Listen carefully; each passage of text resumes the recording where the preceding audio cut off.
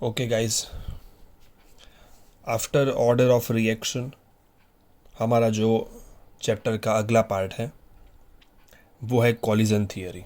This is also equally important to order of reaction. ठीक है, चलो। कॉलिजन थियरी में ये बताया गया है कि केमिकल रिएक्शन कब होती है। सो केमिकल रिएक्शन होने के लिए रिएक्टिंग मॉलिक्यूल्स के पास कुछ होना चाहिए। सबसे पहले तो उनके पास होना चाहिए energy, minimum amount of energy to do reaction, जिसको बोलता है थ्रेशोल्ड एनर्जी। ठीक है, और उसके बाद उनके अंदर कॉलिजन होना चाहिए, और वो कॉलिजन भी प्रॉपर एनर्जी के साथ, प्रॉपर ओरिएंटेशन के साथ होना चाहिए।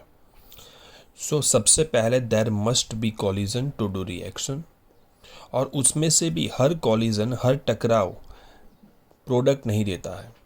एनर्जी के साथ अगर कोलाइड करता है, only effective collision can form product. And for effective collision मतलब वो कॉलिजन जो प्रोडक्ट पक्का बनाता है, उसके लिए the molecule should possess sufficient energy, इसको बोलते हैं threshold energy, minimum energy to do reaction as well orientation. Orientation का मतलब होता है डायरेक्शन, साइड से टक्कर मार के भी निकल गए या ओरिएंटेशन गलत होगा तो ये प्रोडक्ट फॉर्म नहीं करेगा। So two things should be satisfied simultaneously. So mathematically हम इसको प्रूव करने के लिए मैंने ऐसा लिखा है कि rate of chemical reaction depend करता है किसके ऊपर, नंबर ऑफ इफेक्टिव कॉलिजन, जो किसका मल्टीप्लिकेशन है। So total number of collisions per litre per second, total number of collisions per litre per second, इसको बोलेंगे collision frequency, number of collisions take place per second. दूसरा, fraction of collision having sufficient energy, this is called threshold energy, इसको energy factor बोलेंगे हम। और तीसरा जो है वो है प्रॉपर ओरिएंटेशन, जिसको बोलेंगे orientation factor P. So 3 factors to be satisfied simultaneously, ये 3 अगर हुए सेटिस्फाइड तो केमिकल रिएक्शन बढ़ेगी। So rate is equals to K, depend करेगा पी, एफ और जेड के ऊपर। अब एफ जो है ना, ये एफ होता है,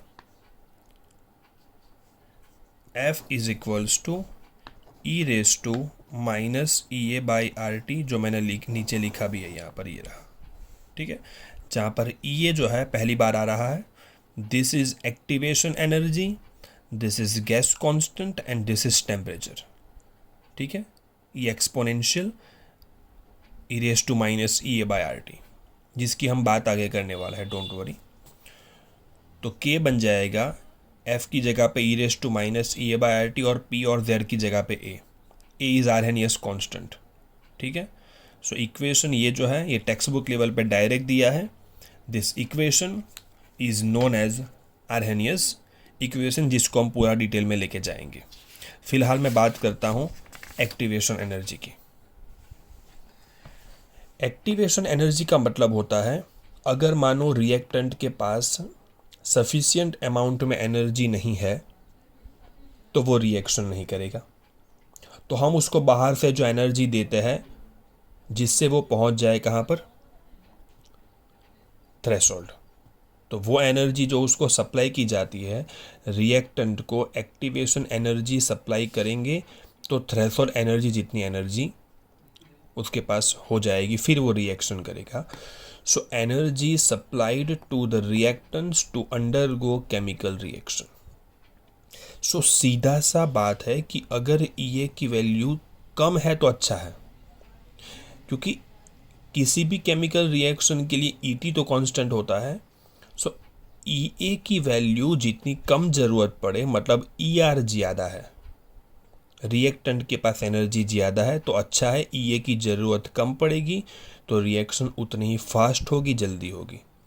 और थ्रेशोल्ड का मतलब तो मैंने बता दिया है, minimum energy to do reaction.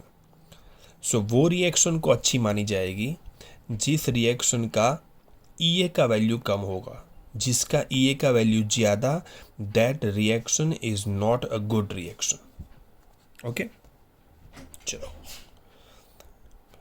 ये ग्राफ है एनर्जी वर्सेस प्रोग्रेस, बहुत इंपॉर्टेंट ग्राफ है ये।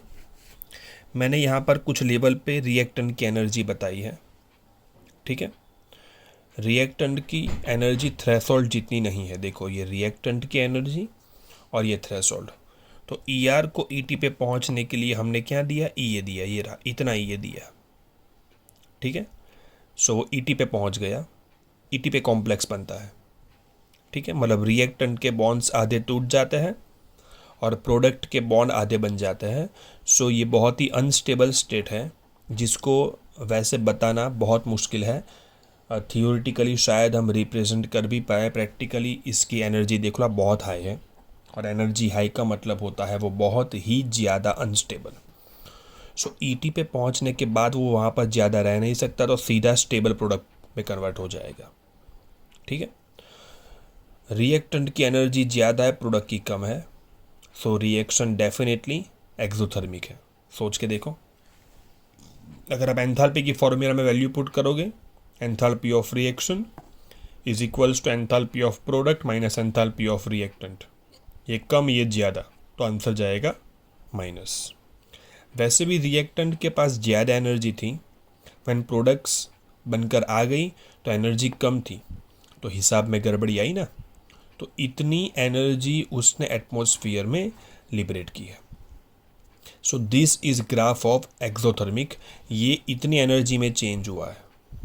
मोर ओवर, अगर मैं ऐसा पूछूं कि ये की वैल्यू मैं पुट कर देता हूँ खाली समझने के लिए, कि ये जो एनर्जी है वो 30 किलो जूल है, और एनर्जी जो लिबरेट करता है, लिबरेट करेगा मतलब -20 किलो जूल, ठीक है। और एक्टिवेशन एनर्जी चाहिए प्लस, चाहिए मतलब प्लस, और लिबरेट करेगा मतलब माइनस।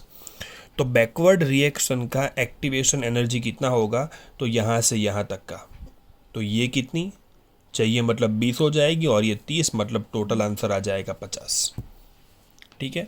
फॉरवर्ड एक्सोथर्मिक, तो रिवर्स एंडोथर्मिक।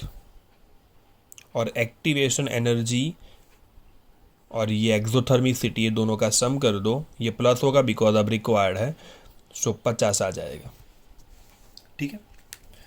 दूसरा ग्राफ मैंने बताया है एंडोथर्मिक का। ये रिएक्टेंट की कुछ लेवल पे एनर्जी है, देखो बहुत ज़्यादा ई ए चाहिए, सो ये रिएक्शन बेसिकली अच्छी है। इतनी ई ए लेने के बाद वो प्रोडक्ट में कन्वर्ट होता है। ये चेंज डेल्टा एच है, ये एक्टिवेशन एनर्जी है, ये ई टी है, ये ई आर है, ठीक है। चलो, for fast reaction E A का वैल्यू कैसा होता है, कम, and for very spontaneous and fast reaction E A का वैल्यू 0, और 0 का मतलब होता है E R is equals to E T. अगर ई ए नहीं चाहिए तो बहुत अच्छी बात है, रिएक्टेंट के पास ई टी जितनी एनर्जी है, देखो आप रिएक्टेंट की एनर्जी ही यहाँ पर है। So reactants are highly unstable. जैसे कि सोडियम को पानी में डालो, do we require any energy, never. Sodium के पास बहुत एनर्जी है। वैलेंस शेल का एक इलेक्ट्रॉन उसको हाईली अनस्टेबल बना देता है, और इसलिए वो तुरंत इतनी ज़्यादा एनर्जी एक्सोथर्मिसिटी के साथ लिबरेट करके वो रिएक्शन करेगा। प्रोडक्ट बहुत स्टेबल, रिएक्टेंट्स हाईली अनस्टेबल। तो रिएक्टिव मेटल की रिएक्शन पानी के साथ या एसिड के साथ, ये इसका एग्जाम्पल है। इसलिए बहुत ही ज़्यादा एक्सोथर्मिक का मतलब होता है वो एक्सप्लोजन टाइप रिएक्शन है, क्योंकि इतनी ज़्यादा एनर्जी, जो ये बहुत ज़्यादा एनर्जी है, तो भागना पड़ता है वहाँ से, ठीक है। Highly exothermic. आई होप आप इस ग्राफ में क्लियर हो, ठीक है। Okay, thank you.